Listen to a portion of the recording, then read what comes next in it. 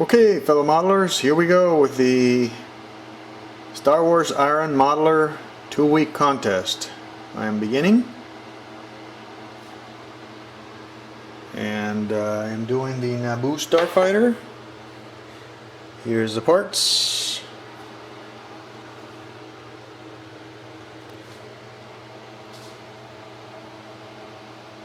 So here we go. I'm laying out the parts now, and there's the instruction sheet. I'm cutting out any flash that there might be. These fine mold parts are very, very good, so there's hardly any flash. I've numbered these on the inside so I can take them off the sprue and not get them confused. And I'll do a little bit of work on it tonight. I can't do too much. Gotta go to bed soon, but we'll see what happens. See you soon. Hello again, fellow modelers, and here I am working on my Iron Modeler challenge, the Naboo fighter, and I am prepping parts for painting. Let me show you what I've done so far. These over here, let me zoom in a little bit. These are the parts that will be chromed. These are parts from the engines. I've already sanded them and then used the spot putty, the thin one, because I have to tell you, these fine molds kits, this is the best fitting kit I have used so far. Just sanding alone made the seam almost imperceptible, and then I added some putty and sanded it again, and the seam is essentially gone. Once I primer this with a Alclad gloss black, that'll be as smooth as a baby's bottom. So I'm really anxious to see what that's going to look like. I'm finishing the last of the sanding using 150 grit, thick stuff.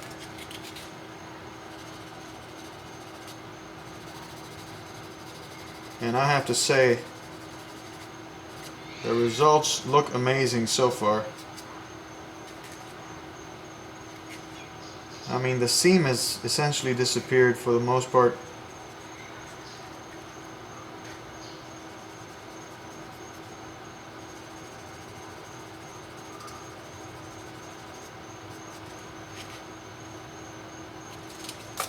So using my little spatula, I remove excess putty from these sides so that there's no problem with fitting where these things are supposed to go.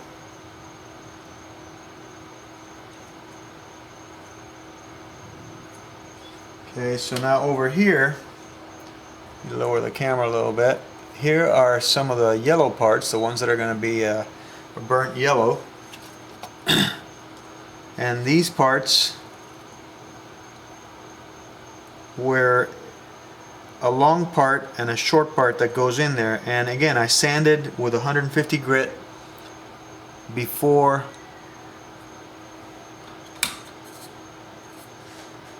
applying the putty, but you could almost not use any putty. The sanding alone practically made the seam invisible. There was a tiny place there. I went ahead and puttied it anyway because this stuff is so fine it'll come right off. See right there, you can probably see a little bit of the seam,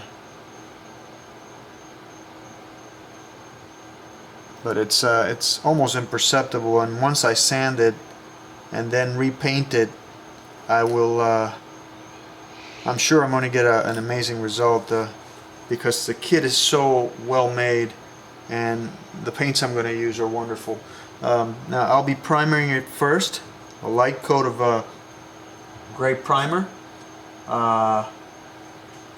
and what I did was I visited my local premier auto supply store here in South Florida where I get my Spies Hecker paint, and I had them mix for me solar yellow I went through their book and decided to use this solar yellow, which is used on Nissan cars, and it approximated the color from the box art in this very closely. I got 4 ounces. Stuff is pricey. It was about 20 bucks for 4 ounces, but that's okay. If it gives me a good result, then I can thin this with thinner. Of course I have to.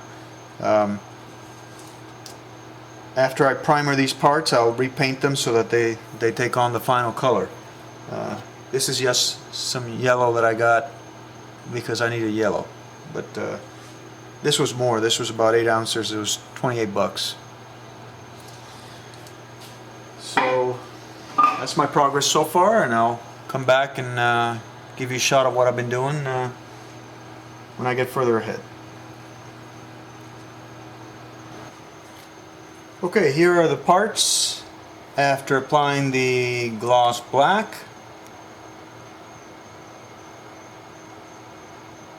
As usual, the result is nothing short of amazing.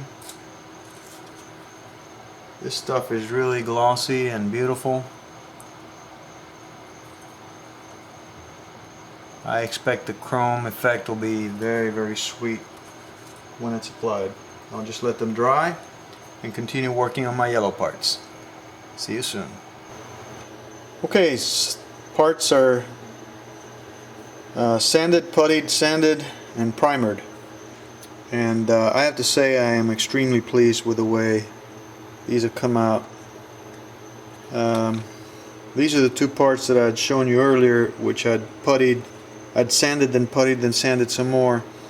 And I can't tell where the seam is. This may be the best job of it.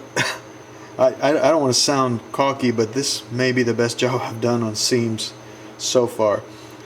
But I definitely can't take full credit for it. These fine molds kits just fit too well.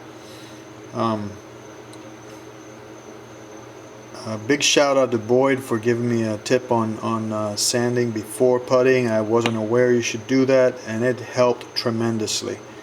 I can't find the seam. This is just amazing. It looks like a solid part. And the same for the other one. If I can duplicate this on future models, I am going to be very pleased. Seams have always been my bane. Well, there's a slight one right there. Huh, I spoke too soon. Ha! I knew it. Okay, I can work with that. I'll make it disappear. Anyway, seams have been the bane of my existence, so I'm very pleased with the results. Anyway, I'll work on that seam and I'll get back to you.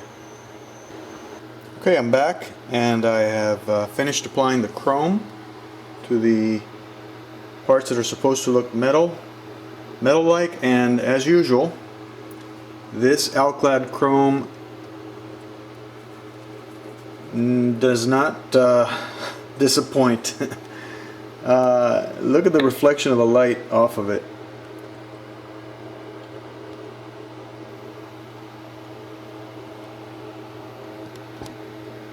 These are the parts. These are the parts of the engine.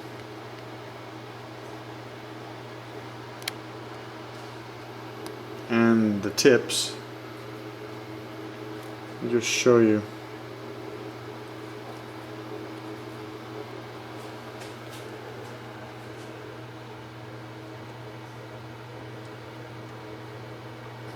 And the seams are invisible. I can't see them. Now, one thing I have found with these, with this chrome especially, is that it behaves like a metal. It'll actually pick up fingerprints, believe it or not. After a couple of minutes, it dries really quickly, within 10 minutes. I took a soft cloth with no lint, a clean part, and I very gently, basically just polished it. And let me turn off the yellow light so you can see it with the... Look at the way the everything reflects off of it. I'm as amazed with this now as I was with it when I used it for my T800. Again, highly recommended. Okay, talk to you later. Okay, here's that part that I showed earlier that had a seam. I went ahead and resanded, stripping most of the primer off. Then I reputtied and sanded some more, and then I reprimered. If you look closely, you can, in person, you can probably see an almost imperceptible line, but the improvement is dramatic. So much so that I'm satisfied with it. And once this is painted, I don't think you'll be able to see anything. So these models really make it easy, the fine molds. They make those seams disappear very nicely. So onward and upward. Talk to you soon. Okay, some more progress on my Naboo fighter. I have completed the paintwork on the yellow section as well as the chrome.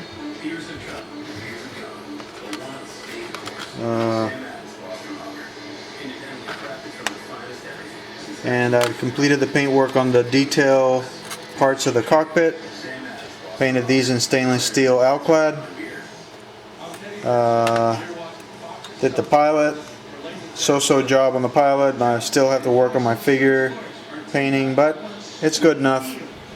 Once everything covers him up, he'll look fine. The flesh came out pretty good. That's also in stainless steel, where he's sitting, and the chair is in olive drab, just like the instructions say. This is the part that's shiny. I've completed the rear of the engines. I went ahead and did some weathering with a jet exhaust alclad, as you can see. And I'm getting set to put together the rest of the engines. The little part there, the round part that goes with the bullet-like tip there. And do a little bit more weathering. So stay tuned. Talk to you later. Okay, I'm back. I have completed assembly of the fighter and painting. I've gone ahead and done a little bit of suit weathering, as I've seen some of the builds online. I did the same in the back, on the bottom. I did a little bit of a pin wash. It's subtle, it's not very strong, but it does enhance the lines just a tad. Can't see it very well there. I'm working on the I guess it's R5 unit, because it's going to be, or R4, the red one. I'm doing the version with a pilot who's already sitting in his cockpit.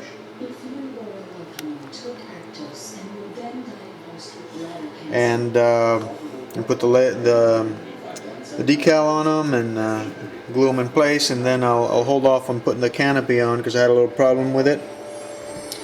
Got some of that damn tester's glue on it, and had to sand it off. And my thanks to Boyd and the guys for giving me that tip. I didn't know what I was going to do.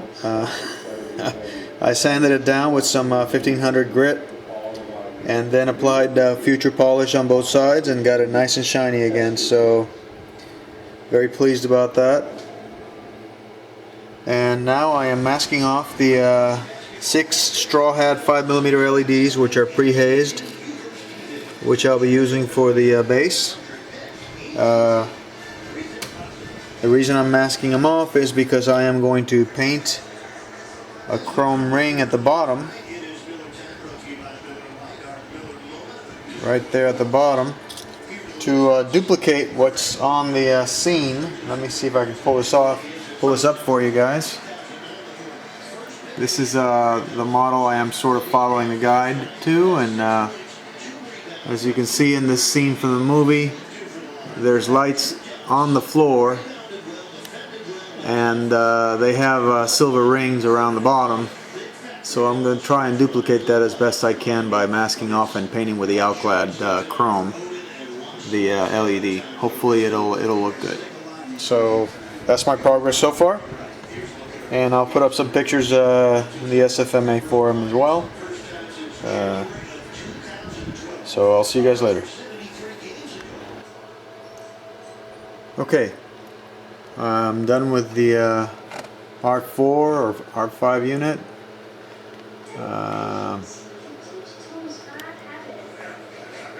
Those decals were extremely difficult to place. They're tiny,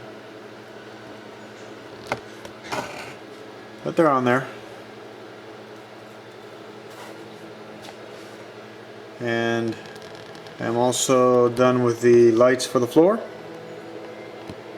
They all have a chrome ring around them now. So the next step, oh, I forgot, on the canopy, once Future's dried and everything's set, it has an edge which is the same color as this yellow. So I have to paint that. I saw it in the instructions. So that'll have to be done. And then the base. Okay, that's it for now. Okay, base is primered. And I'm going to go ahead and start the elaborate masking process to achieve that pattern that is seen in the movie. For the primering, since I'm going to be using Alclad colors, I use the Alclad gray primer and microfiller. Good stuff. Went on nice and smooth. And I'll be using 3 tones. The white aluminum for the light gray, the gunmetal for the blackish color, and the magnesium for the dark gray. We'll see how it turns out. Okay, jumping ahead, I know that's a lot of work between the last video and this one, but there are sequence pictures on the forum where you can see how this developed. I have painted the base, achieved more or less the pattern that was on that build that I was emulating. I did brush strokes with a fine paintbrush, a couple different shades of gray to try and simulate marble. I installed the LEDs, as you can see, and I went ahead and coated it with a clear coat. For the support pylons, I used light gray Tamiya and tried to do a little bit of pin washing and weathering to make them look worn, especially here in the rear charge support pylon. See if I can show you guys. It looks kind of worn, like it's got oil and stuff on it.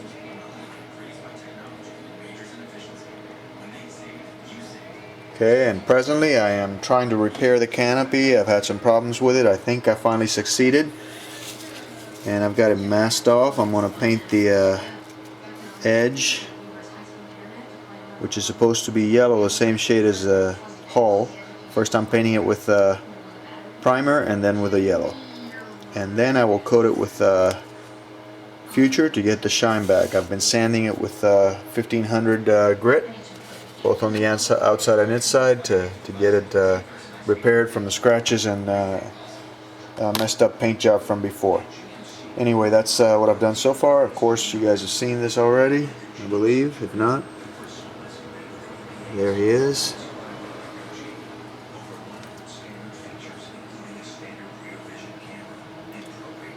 Okay. Okay, I am officially finished with my Iron Modeler build, the Naboo Starfighter by Fine Molds, 1/72 scale. I ran into some issues with runs with a clear coat, but I was able to sand them off and repolish using the 3M polish right here. I must say that stuff is amazing. It reminds me of when I was a kid with leather shoes and using shoe polish. It does work. It gets rid of that scratch. So now I got a nice shiny appearance to the Naboo Starfighter, and I've got a mirror-like finish on the base with a reflection of the Starfighter on it. And removing it from the base, flipping it over, you can see the chrome on the bottom reflects nicely.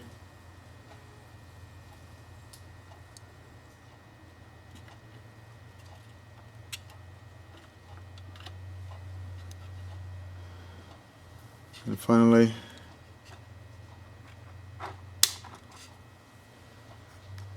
the lights on the floor, 5mm straw hat, pre-hazed, cool white LEDs. Cause reflection off of the bottom of the ship as I visualized from the movie.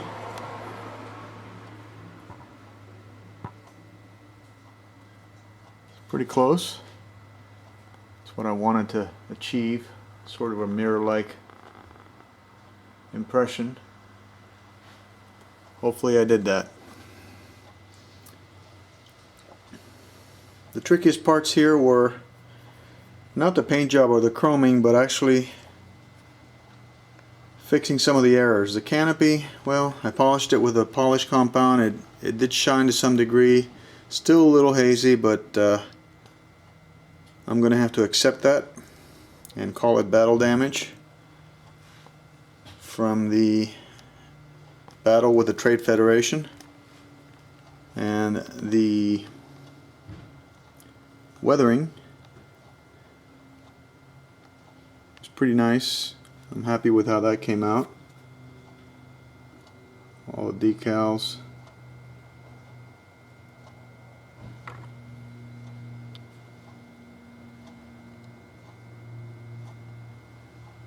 So all in all, it was a fun build. These fine mold kits are outstanding. By far the best kit I have put together in terms of quality and fit. Now I can't wait to do some more of the fine molds that I have in my stash. And I may even do the Millennium Falcon, the 1/72nd scale. We'll see. Anyway, that's it for this. Thanks for watching.